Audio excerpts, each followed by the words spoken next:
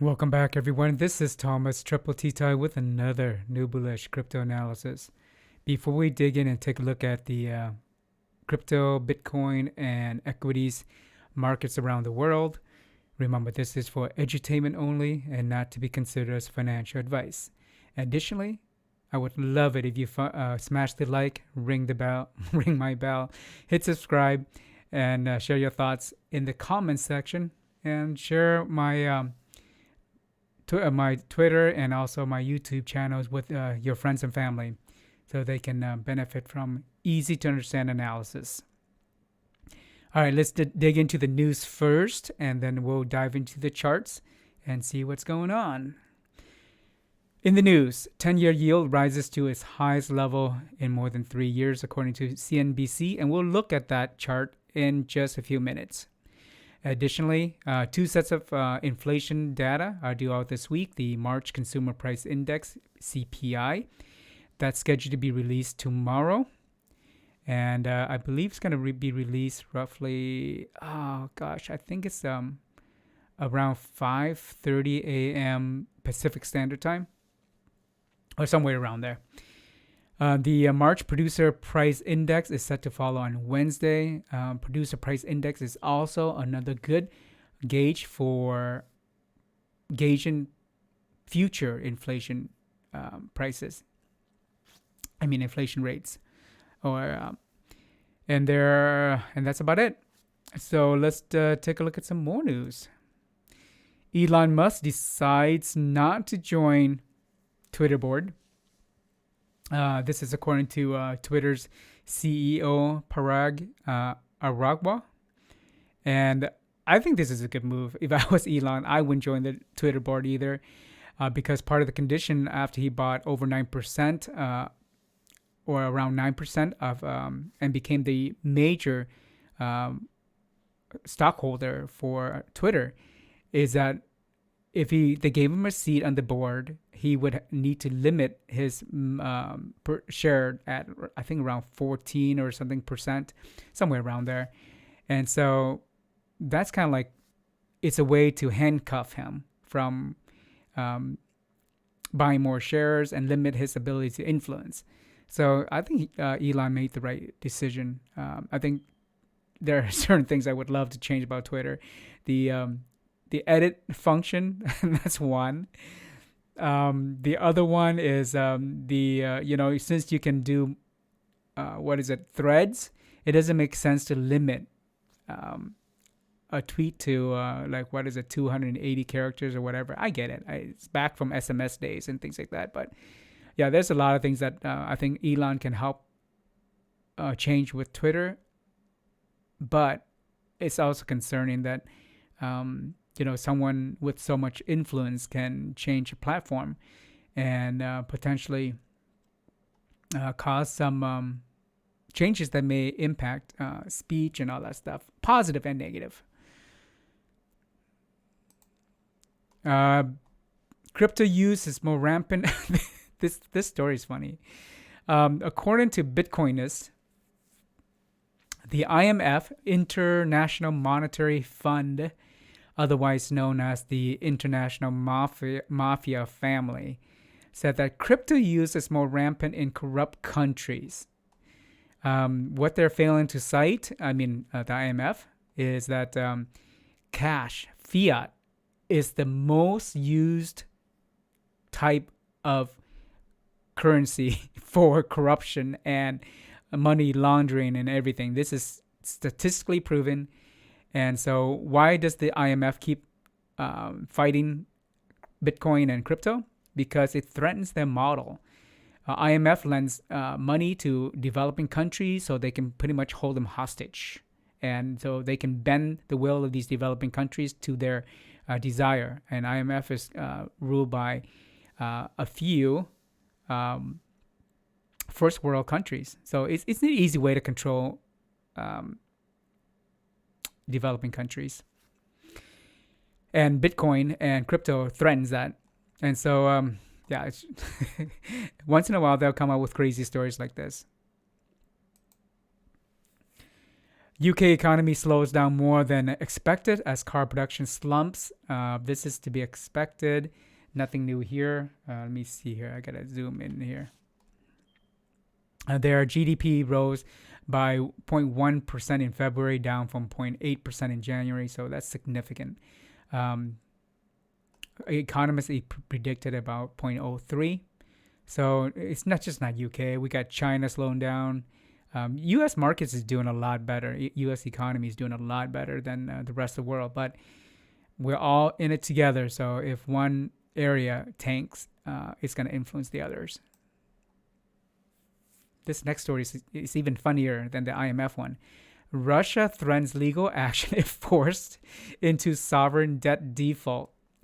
As you know, the West, due to sanctions, locked up the euros and also the US dollar funds that are being held in foreign banks from Russia, so they can't use it to pay off their debts. And so now they're threatening to sue. This is funny because they're the one causing all this havoc in the world. They're the one that are killing civilians in Ukraine. They're the ones that are killing pregnant women and children. It's just funny. Yeah, I don't get Russia. China COVID outbreaks. Another city, Guangzhou, closes school. Shanghai's new cases soared to a record, but they're easing off their COVID lockdown a little bit, not a lot, a little bit. So they're still struggling. So Guangzhou is in the southern area, and they closed down their classes for elementary and middle school on Monday, shifting to online courses in Shanghai.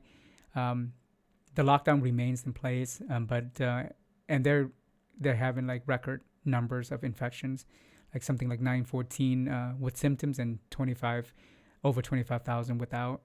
And the electric company NIO from China said that it's suspending production and delaying car deliveries, etc. So all this lockdown is going to impact not just China but the world as far as export and imports, etc. Also in China, their auto sales slump in March due to COVID curbs, Tesla production sluggish. No duh, because Tesla shut down their facility over there. So not a surprise there. Epic, the company that produces Fortnite, it announced $2 billion in funding for its metaverse effort. I think this is huge.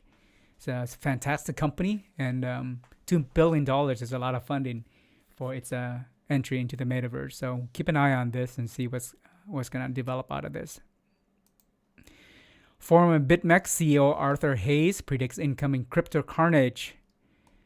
Basically, he's predicting that due to the same thing we've been talking about, macro factors such as Russia's invasion of Ukraine, sanctions, high inflation rates, and the ripple effects of all those factors will cause Bitcoin to drop to a low of 30,000, and that we will see a correction coming this summer. And he's predicting that Ethereum could drop as low as 2,500. I support his thesis, but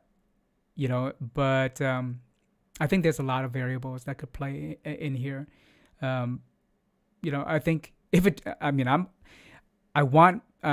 bullish on crypto, Bitcoin, Ethereum, etc., and the top quality coins, and I want it to rise. But at the same time, when it drops, it's a wonderful opportunity to accumulate. So I hope you do. So when you hear bearish news like this, just focus on how to free up some money and buy the dips. I mean, that's where wealth is made. So yeah, when you hear bearish news like that, for me, I'm cool with it, because in the long run it'll go up, but in the short run, figure out how to get some dry powder and leverage the opportunities. Let's dive into the crypto market heat map here. Bitcoin 40.6K, down 4.96. Dominance 41.5. Ethereum roughly 3,000, down almost 8% here. Dominance is still 19.41. That's incredible. Luna dropped down into 86 here, roughly. Crypto market pretty much red, really red. The ADA is down below $1. It's a key level for ADA. So, these are opportunities to layer in. I've published, not financial advice, several quality crypto entry levels for various cryptos. So check them out. Some of them have been filled, and layer in down for edutainment purposes only. So let's go to the next chart.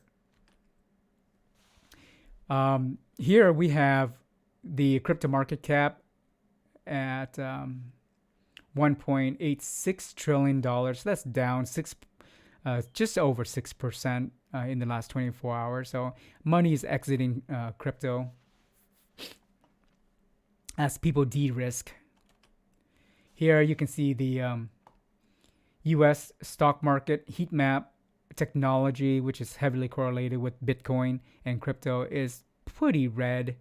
Microsoft down 3.72, Apple down just over 2%, Nvidia down over 6%, Google down 2.79%, and this is communication services. The big companies here in communication services seem to be, especially internet content and information, they're pretty red. But in telecom services, entertainment, etc., it's kind of muted green to some green. So consumer silico, internet retail is down. No surprise there because they're related to these other tech sectors here. You got auto manufacturers, Tesla down almost 4%. But the rest are pretty green to some red. But Tesla, it sticks out because it's so big. Over here in consumer defensive, mostly muted green over here. And then down in financial. Financial is doing a lot better today, especially banks and diversified. They're green to muted green. And banks regional also green to muted green with the two reds here. Credit services, muted red.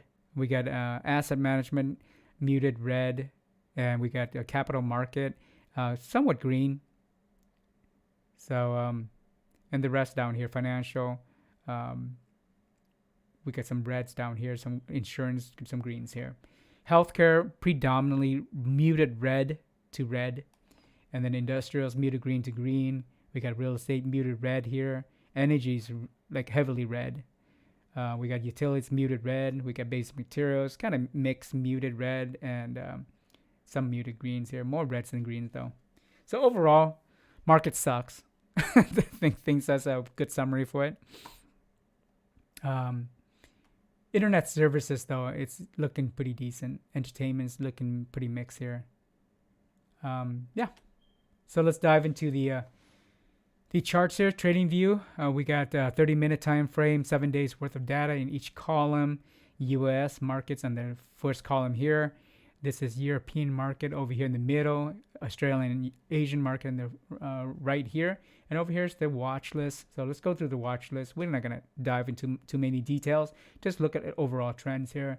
We got Nasdaq, SPX, and the Dow all down for the day. The VIX Volatility Index is up, but not quite really high. It's just over 23. It's around 23. And that's up 12% or so. Dixie is up at almost 100, 99.98. The US 10-year yield is 2.78, and that's up 2.73. You can see Apple, Tesla, Netflix all down. US oil is trending down. That's good. 94 roughly. $94.24. And that's down at, let me see here, 3.62%, and gold is also down, and also silver is slightly up. Euro The euro versus the dollar. Euro is stronger than the dollar there. The pound versus the dollar. The dollar is stronger. The dollar versus the yen. Dollar stronger. So dollar is holding its own except against the euro there. Let's go over here and take a look. Overall trends. We can see here the Nasdaq index here opened down. Same thing with SPX, opened down. Dow also opened down and tanking faster. And 7-day period, you can see that it's trending down on all three. Negative correlation with Bitcoin for Nasdaq and S&P 500. Excuse me. Is there. Bitcoin's been trending down the last 7 days. And so are these three down here. Positive correlation with Bitcoin and DXY is, negative correlation between DXY and Bitcoin is there. Bitcoin trending down, DXY trending up. And for the day, Bitcoin continues to drop with a slight upward trend here in the last hour or two, but tiny. You can see here the US 10-year yield in the last 7 days pretty much been trending up, almost identical to the DXY. It doesn't always work that way, but it just happens to be in this case. So overall, U.S. market down. We got over here at the UK 100 index. You can see 7-day period. It's been inclining, trending up here overall, but in the last 2 period here, including today, it's been trending slightly down, and current period is even more down. The DAX from Germany is 7-day period trending down. Current period, it's down and choppy. CAC from France, 7-day period trending down slightly. Current period down and continue to drop in the current period. Stoke 600, pretty choppy in the last 7 days. Current period is down. Over here, Australian STW index, kind of choppy sideways with a slight downtrend for the last 7 days, with the current last trading period down. The Nikkei 225 index, 7-day period down, current period down. KOSPI from South Korea, 7-day period down, current period down. Hang Seng HSI from Hong Kong, 7-day period down, current period down. CSI from, this is Shanghai Shenzhen, CSI 300, 7-day period down, current period down. So globally, the equities market and crypto market suck. That's one word that can describe this. It suck. And it's the sad part is that it's continued to trend down. So if the rest of the week looks like this, we're in a hell of a red battle here. So keep an eye out. Get some dry powder on the side. Buy the dips, especially in crypto. So let's take a look at what else. I think that's about it. Yeah, that's about it.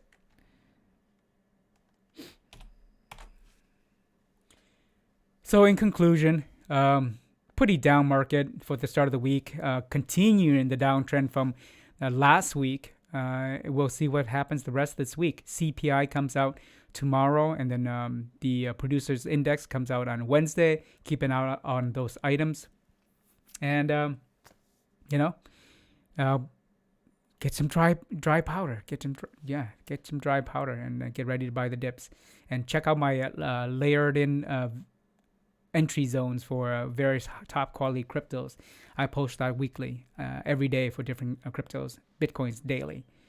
So I appreciate it. Feel free to smash the like, ring my bell, hit subscribe if you haven't, and share your thoughts and comments in the comment section or on Twitter, and also share with your friends and family.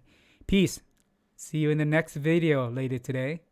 And that's for Bitcoin and Matic Monday.